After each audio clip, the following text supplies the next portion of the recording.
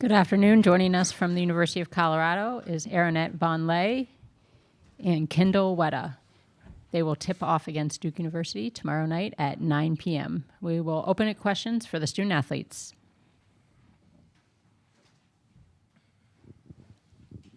For both of you, you guys have done a good job of moving on from one game to the next. Do you have to balance some emotions of like you got to win in the NCAA tournament with hey, just move on and this is another game? Start with Aaronette. Sorry, yeah. Start with Aaronette. I think, yeah. I feel like we've been doing that all season after any big win. So this is kind of just the same thing, but it's all just back to back to back. But we definitely spent a good amount of time like after the game just enjoying that feeling and living in the moment. Yeah, I completely agree with what Aaronette said. We have had a lot of great wins this season, and our coaches really prioritize turning around and focusing on the next game. So celebrating, but celebrating quick, and then focusing on the next team.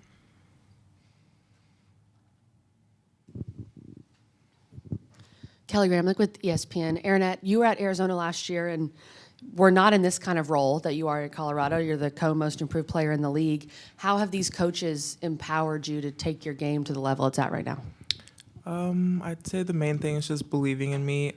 They obviously saw that I had the ability to be good, so that's why they recruited me. And then just living up to that, like constantly giving me advice and coaching me up, giving me confidence.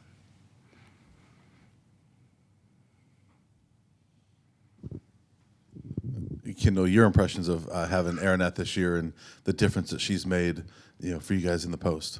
Yeah, at preseason, we were doing some just like pickup runs, and I knew immediately like she was going to be one of the best, if not the best, post player in the Pac-12, and she's definitely proved that this season for sure. And she's been a great person to play with and also have on the team.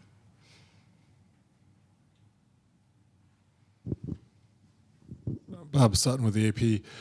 Kendall, how excited do you think your team may be to test your three-point shooting again tomorrow night after the way the ball was falling last night? Yeah, no, we're very excited. I remember before this past game, we were talking about this gym being a shooter's gym, and Jalen came up to me in one of the timeouts and was like, it's a shooter's gym. And I said, yeah, you're right. So we're excited, for sure.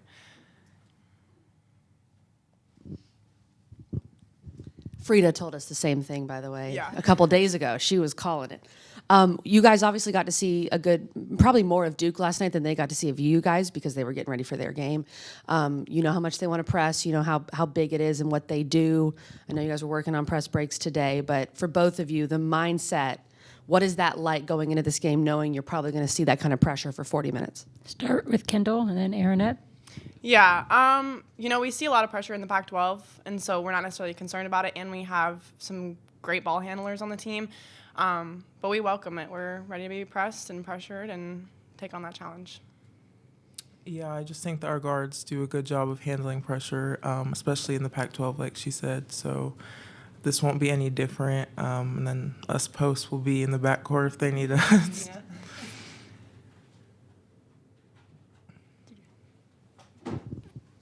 Yeah, just to follow up on the three-point shooting, is there a chance that there was a little fool's gold there maybe when, you're so successful one night and does that maybe you don't want to get out of what you normally do? Maybe, but I also think it's given us a lot of confidence going into the next game.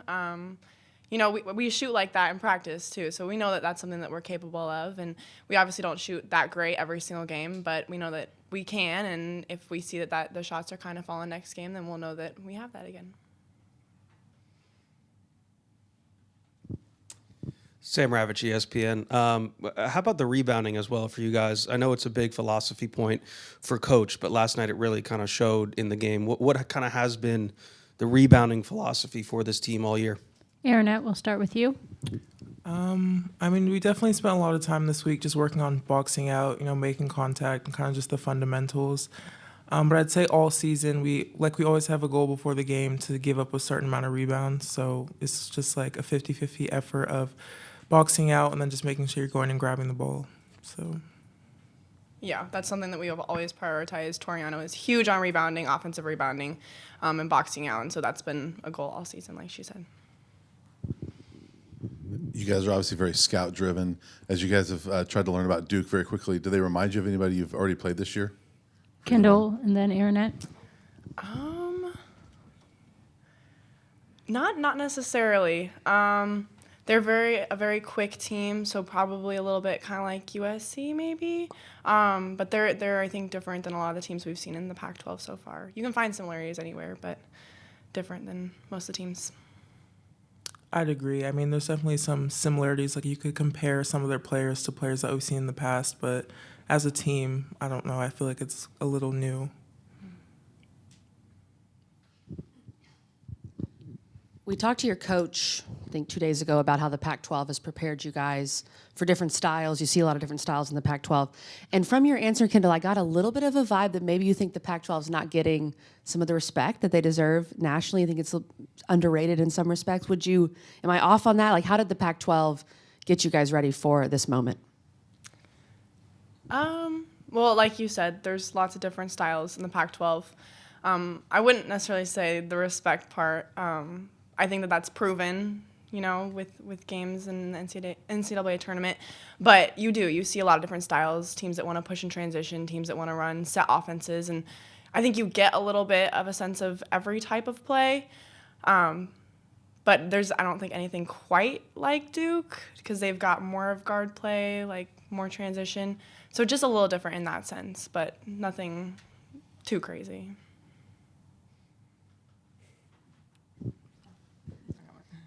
Kendall, before last night's win, it was 2003 that Colorado had won a tournament game a month before your birthday. So you weren't even born yet. Mm-hmm. You're the only Colorado native on the team. You've seen the narrative of some of the high school prep stars going elsewhere. Talk about the pride you have and what drives you to be a Colorado Buffalo and what tradition that you're looking to instill. Yeah, well, that's why I chose to come here. Is when I committed first, they weren't very good, but I knew that I wanted to stay home, and my mom played there, and I wanted to do what I could to help bring the program back to being a NCAA competitive team. And obviously, that's not just me; it's additions like Aronette and Quay and Tam, and an amazing point guard in Jalen and Frida, and so it takes a whole team. But I do feel like I've been able to play a small role-ish in bringing us back to being a great team. Anything else for the student athletes? Thank you, ladies. Good luck tomorrow. Thanks.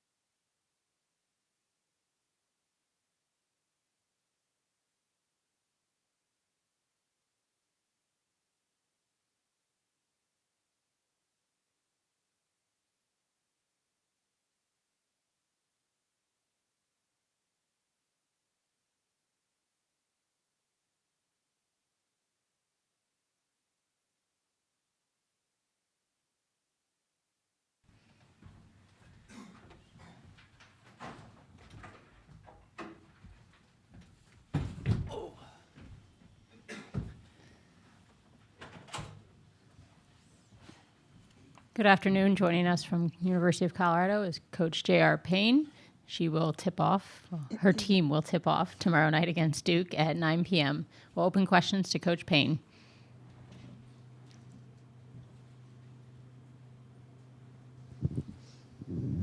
Coach, you guys are so scout driven, and now you only have like less than 48 hours to get ready for a team you've never prepared for. So, what's the process been like for you guys? Was one of your assistants working on Duke this last week? And Yeah. kind of what's the process and how is it different from what you've normally experienced? The scouts this week were kind of group efforts more so than normally one person does the entire scout. And then we game plan together. But both of our assistants were working on the scouts this week. So the scout was done. And then last night you watched the game and sort of verify, okay, what we saw on film is the same thing, as they're doing now.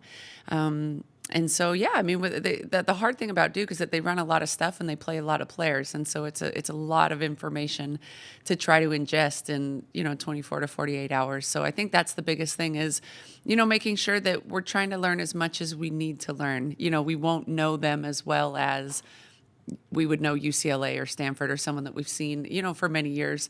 But we'll know them well enough to know, what they want to get out of certain things and what we'll try to do to slow them down.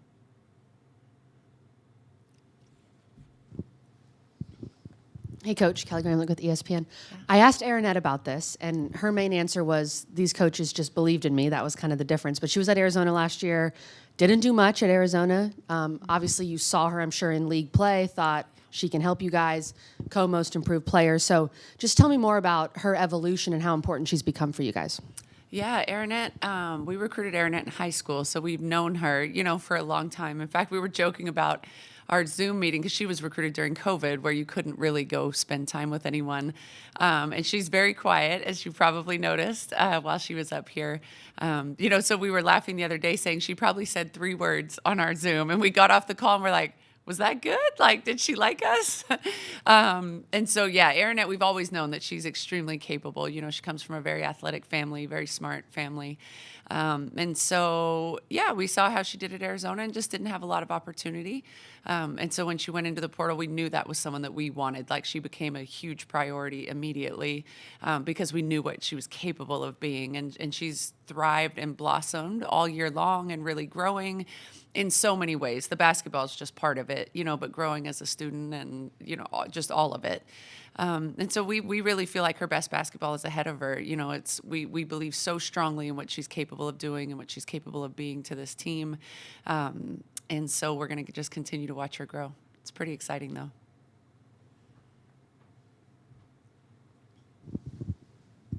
Bob Sutton with the Associated Press. While we're on the topic of transfers, Tiana Jones is a kind of a local player from here. How did she end up in your program?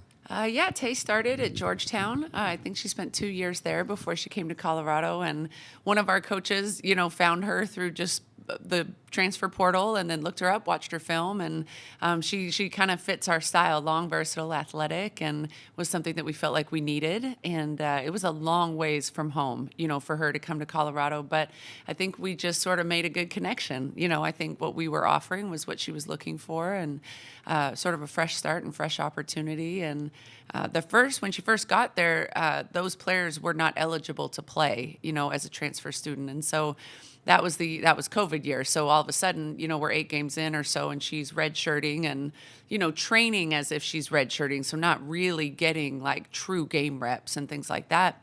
And then all of a sudden, everybody was eligible. And so it changed her process pretty quickly, which I thought she handled really well, because that's a difficult thing to do when you're prepping for a redshirt year and then all of a sudden you're playing. So she did a great job with that, and really special to be here in her neck of the woods with her family just down the road. And it's been great.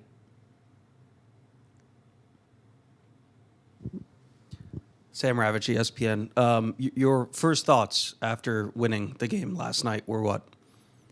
Oh, just excited. I mean, I think we had built up enough lead that you sort of knew it was coming, but until the final buzzer sounds, we're just excited. I mean, that was our goal, was to come and win games. We don't want the season to end. We want to keep winning. We want to keep playing. And so to take sort of that first step and being able to do that, everyone was just really excited. Looking at some of the numbers, you and Duke like to do some of the same stuff. Does that make a quick turnaround scout easier, harder, about the same? Yeah, like I said, I think because they run so much and because they play so many people, it makes it a challenging turnaround.